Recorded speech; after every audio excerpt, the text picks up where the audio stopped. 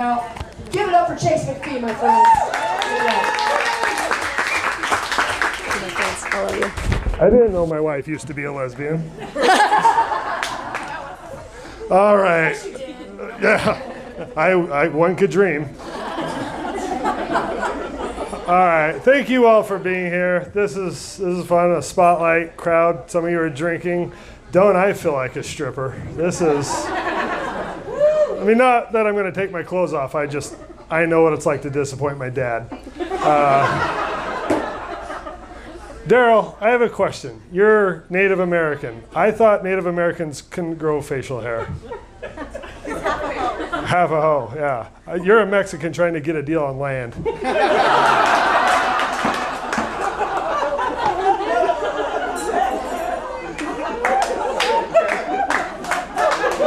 He's in real estate. All right. My family's been in real estate a long time. Oh, but, yeah. We appreciate their casinos. So do we. Who needs a blanket for Christmas? Okay, we got to move on from this. Like she said, my name is Chase. I'm glad that she got my name right. I've done shows where they haven't got my name right. I've been introduced as Chad McPhee. I do not own enough tank tops to be named Chad. Chad is Karen with a penis, okay?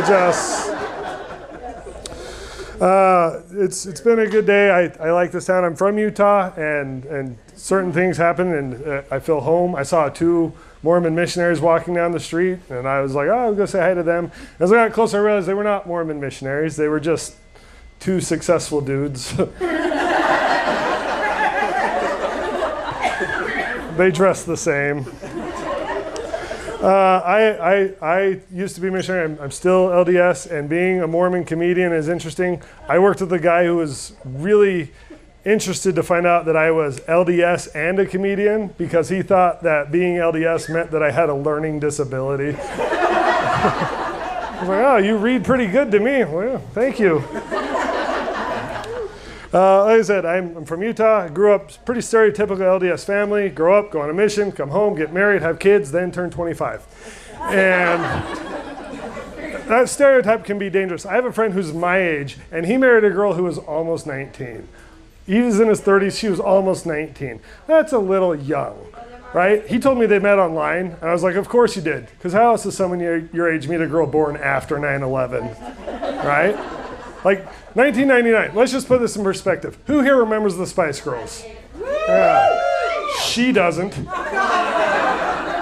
that should be your number 1 indicator right there. If she's too young to tell you what she wants, what she really, really wants, she's too young to get married. I was 31 before I got married. I didn't like dating. I'm glad I don't ever have to date again. The reason I don't like dating is I don't like exes. I don't like my ex. I don't like my wife's ex. If any of you ever have exes, I hate them too. Right?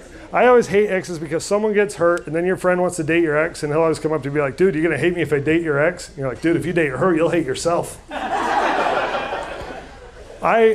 I've been in comedy for about 7 years, and I've learned that jokes are a way I deal with pain. And I was in a relationship where we broke up 15 times in the span of 2 years. It's pretty toxic, right?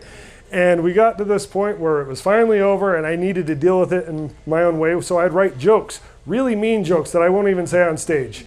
Let me give you an example. I learned that my ex married a farmer, which is good, because she deserves to be with someone who knows how to work with a cow. Yeah, it's mean. That's why I don't say it, okay? It was a toxic relationship. We'd fight over the dumbest things ever. One of the worst fights we ever got in was whether or not I had ran a red light, right? We're on a thing, and we're going to this thing. Light turned yellow. I went through the intersection. It turned red, and she got mad at me. I defended myself, and her big argument was she knew it was running a red light because she had learned about it in traffic school. My defense was, I've never had to go to traffic school. That is the only fight with a woman I've ever won. And I know I won because she didn't talk to me for 3 days until I apologized. And the reason I apologize is because I am codependent. And here's how codependent I am. I don't even like comedy. I'm just trying to make you guys happy.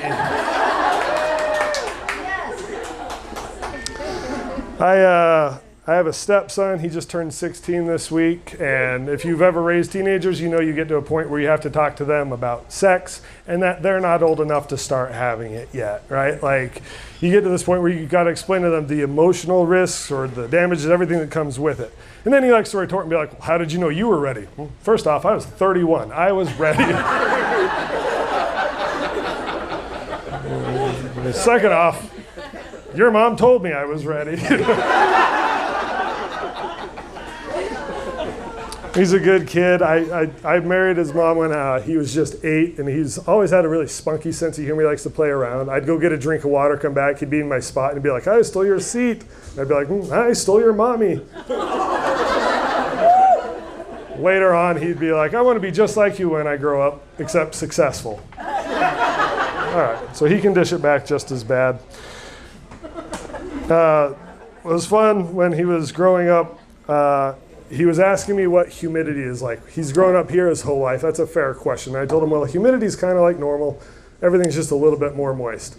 Further in the conversation, I realized he had mixed up his words. He's actually asking me about puberty. Yeah. Well, thank goodness it's the same answer, because puberty is pretty much like normal. Everything's just a little bit more moist.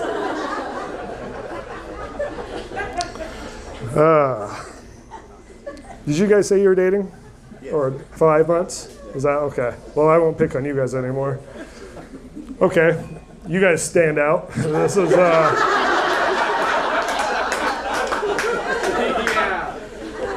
You ever been to a Mormon church before? That's what looks like this. What's your name? Osiah. Mosiah? Osiah. Osiah. Where are you from, Osiah? I'm from Vegas. Vegas. And you came here for this? No, I live out here. I'm originally from Vegas. Okay, so what brought you to Utah from Vegas? Well, The diversity? I was playing football, I guess. You were playing football for the Utah Tech? I was going to. And then you were like, oh wait, that's Utah Tech. Exactly. I'll be honest, every time I see someone of color here, I'm like, Utah Tech's recruiting. We're coming a long way. That's cool.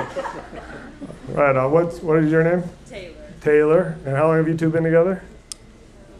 Like since 2015. Oh, you guys survived? 17. You survived a pandemic. That's long enough. That's pretty good. And you're still with them. Okay. This is going to get more and more awkward. I'm not finding anything funny about you guys at all. So I'm sorry. What's your name? My name is Rodrigo. Rodrigo. What do you do for work? I'm the juicer. You're the juicer. Yeah. You're the juicer. Okay. Do you like politically correct jokes? No, I hate them. Good, because I'm about to tell one that's not politically correct. So I learned that it is politically incorrect to call someone a douchebag now. It's off the table. The correct term for douchebag is juicer.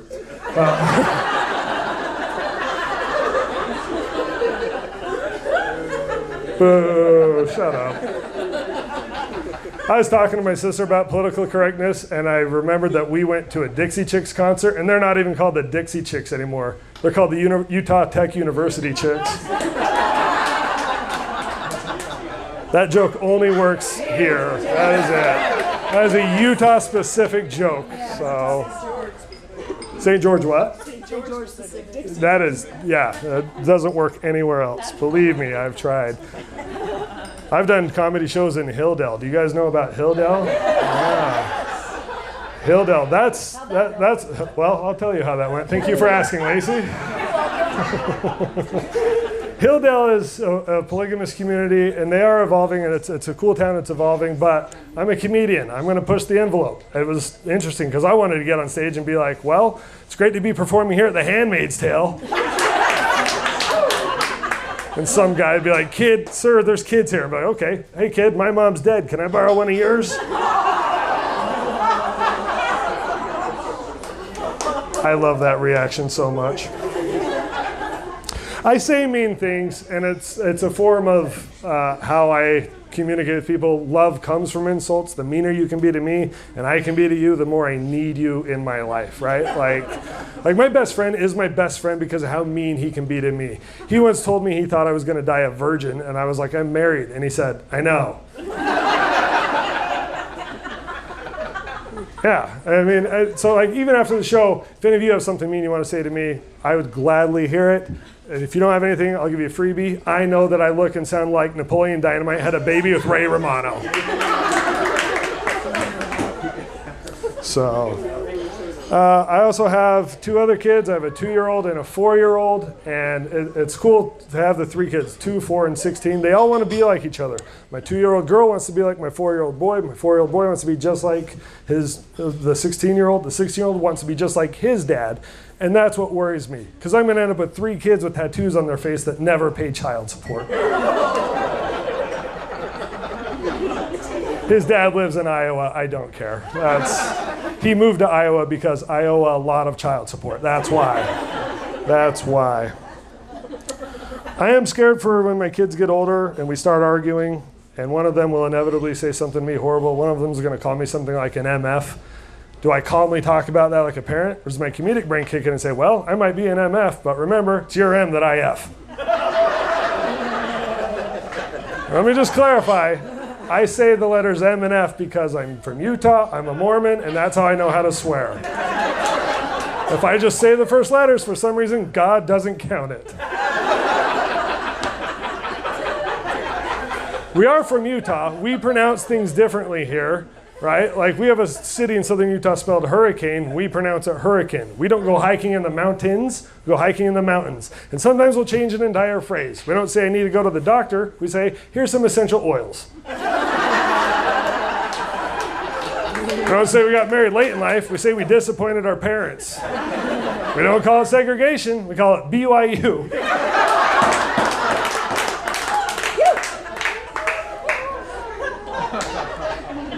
Yes.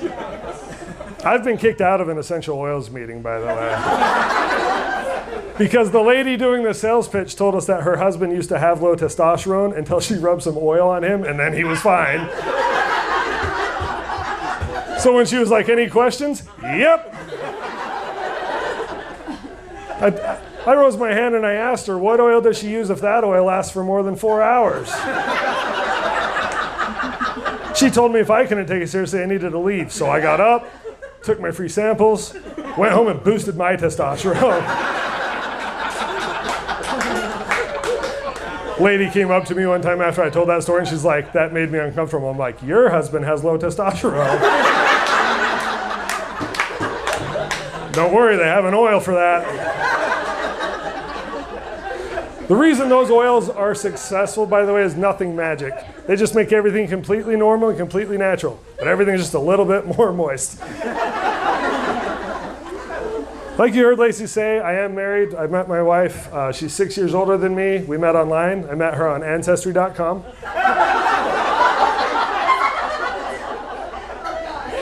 6 years older than me. That means when my wife graduated high school, I was still at recess, right? Like, I remember seeing high school chicks drive by being like, oh, someday. Little did I know she's looking at elementary kids going, someday. She has a great sense of humor, and there's just 2 categories I can't really joke about with her.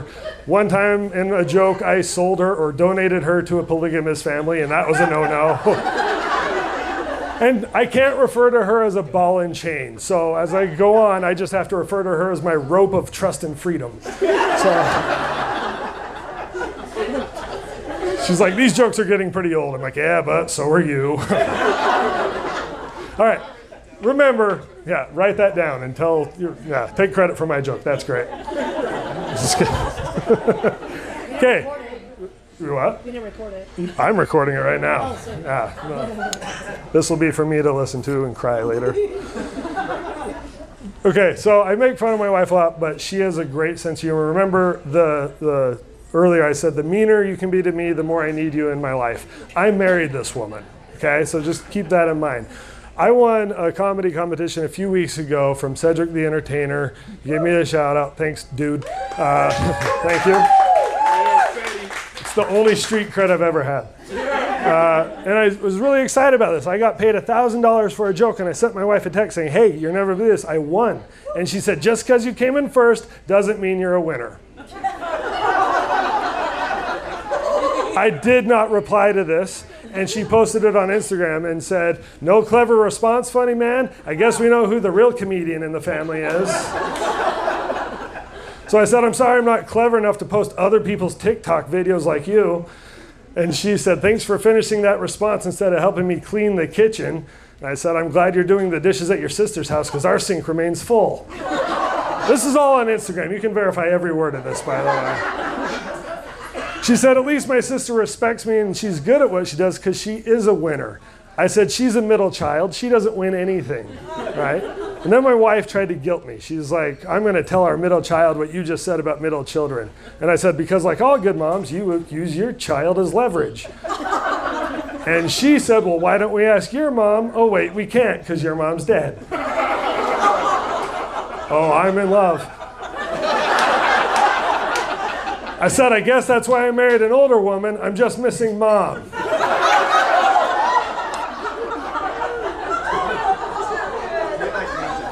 She said, I'm glad you're going to die 10 years younger than me. I said, enjoy your 4 years as a widow. And then she said, comedians have a shorter lifespan than the average human. Luckily for you, you're not funny. And then I said, I love you. And she said, I love you too, with a little red heart emoji. So that's my wife. So, all right, I'm going to leave you with a story that I've never told before. This story is called Dude, Your Baby's Gonna Die. Calm down. Everyone, baby doesn't die, but it's a story worth telling, okay? So what you need to understand is when I was in college, I was not popular for more than looking like Napoleon Dynamite, even more so than I do now. So women weren't knocking at my door, okay? So me and my roommates were home one Saturday, and we get a knock on the door, and it was a girl from one of the other dorms who was a medical student, and she needed to practice putting IVs into people, and I'm scared of needles, so I was up. But my roommate was like, hey, maybe if I let her poke me, I can poke her. I'm like, okay. So he went to the lab, and she apparently is a horrible aim. And she poked him so many times without hitting a vein that he ended up passing out, right? At that many times, that's not an IV, that's a stabbing, that's attempted murder, right? And he passed out. She said, sorry, we never saw her again. She moved like the next week, never heard from her again. Until 2.5 years ago, my wife and I go to the hospital for my daughter to be born, and guess who the assisting nurse is in the birthing room? O.J. Simpson herself, and this is in the pandemic, and she had a mask on, but I guarantee if she took it off, she had 2 teardrop tattoos right in there, right? And I text my buddy, I'm like, dude, guess who the assisting nurse is in our birthing room? And he's like, who? I said, remember the girl who poked you so many times till you passed out? And he didn't say anything for like 10 minutes. And then right as we're going into the room, he says, dude, your baby's gonna die.